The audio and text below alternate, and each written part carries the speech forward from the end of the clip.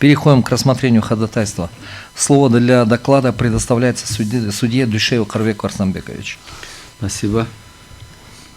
Уважаемые судьи, уважаемые участники процесса, Конституционный суд Кыргызской Республики 7 октября 2021 года поступило обращение общественного объединения «Союз водителей транспортных средств Кыргызской Республики» о проверке соответствия нормативного положения пункта 14 постановления Пленума Верховного Суда Кыргызской Республики о некоторых вопросах, возникающих при рассмотрении дел об оспаривании решений действий и бездействия государственных органов и органов местного самоуправления, связанных с предоставлением и изъятием земельных участков от 31 мая 2018 года номер 13, выраженного словами: решение комиссии по предоставлению прав на земельный участок не может быть предметом оспаривания в суде.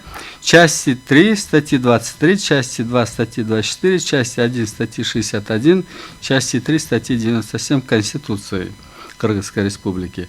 Как следовало из представленного обращения, решениями Межрайонного суда города Бишкека от 3 марта 2014 года, 21 августа 2017 года были удовлетворены исковые требования общественного объединения «Союз водителей транспортных средств», далее общественное объединение, о признании незаконным отказ комиссии по предоставлению прав на земельные участки в городе Бишкек, далее комиссия, предоставление земельных участков.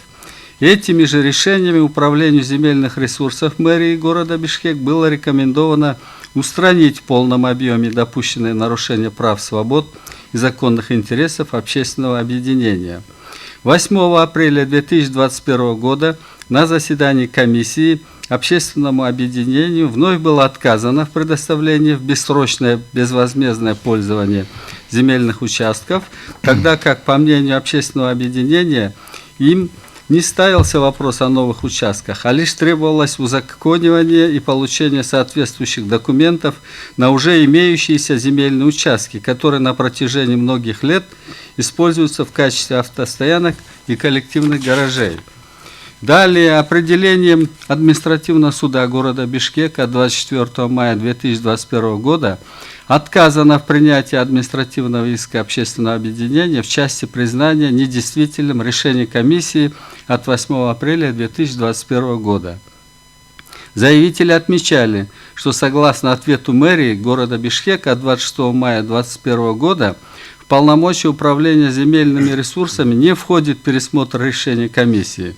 Вместе с тем, управление земельными ресурсами ссылается на пункт 14 постановления Пленума Верховного Суда о некоторых вопросах, возникающих при рассмотрении дел об оспаривании решений действий и бездействия государственных органов и органов местного самоуправления, связанных с предоставлением и изъятием земельных участков от 31 мая 2018 года номер 13, в той части, где указано, что решение комиссии по предоставлению прав на земельный участок не может быть предметом оспаривания в суде.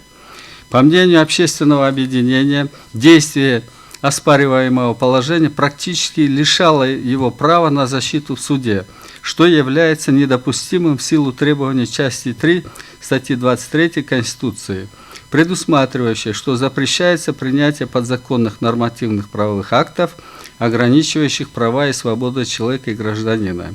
Заявители утверждали, что отсутствие возможности оспаривания решения комиссии в суде является ограничением права на судебную защиту, гарантированную частью 1 статьи 61 Конституции, так как задачей судопроизводства выступает восстановление нарушенного права. Также они ссылались на нормы некоторых международных договоров, где закреплена обязанность государства по обеспечению реализации права на компетентную и эффективную судебную защиту через независимый справедливый суд и объективное судебное разбирательство. По мнению субъекта обращения, постановления Пленума Верховного Суда являются нормативными правовыми актами, так как имеют все признаки нормативно-правового акта, а именно установленную форму опубликования, направленность на установление, изменение или отмену норм права и обязательность. Таким образом, общественное объединение просило признать оспариваемое нормативное положение противоречащим Конституции. Определением коллегии судей Конституционного суда от 17 декабря 2021 года было отказано в принятии обращения к производству. В данном определении коллегия было отмечено, что в силу требований Конституции и Конституционного закона о Конституционном суде Кыргызской Республики предметом проверки органа конституционного контроля должны быть строго формализованы законы и иные нормативные и правовые акты, принятые и введенные в действие с соблюдением установленных процедур. Оспариваемое нормативное положение постановления Пленума Верховного Суда принято вне установленных нормотворческих процедур, следовательно, оно не обладает формальным признаком нормативно-правового акта, не может быть исследовано и разрешено юридическим способом, имеющимся в распоряжении Конституционного суда. Не согласившись с определением коллегии судей, 8 февраля 2022 года общественное объединение обратилось с жалобой в Конституционный суд Кыргызской Республики.